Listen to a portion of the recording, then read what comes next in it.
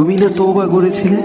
তুমি না শুধুমাত্র আল্লাহর জন্য সবকিছু ছেড়ে দিয়েছিলে?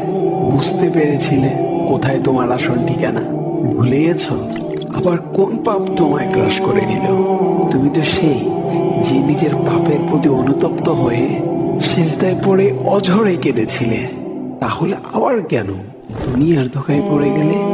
কেন ভুলে গেলে কোথায় তোমার আসল গন্তব্য? তুমি কি হার মেনে নিয়েছো নফসের কাছে? তুমি এত দুর্বল? ভুলে গেছো তুমি কার বান্দা? কে তোমার রব? তোমার রব তো সর্বশক্তিমান। সর্বশক্তিমানের বান্দা আবার কখনো দুর্বল হয় নাকি? মৃত্যু পর্যন্ত লড়ে যাও তুমি।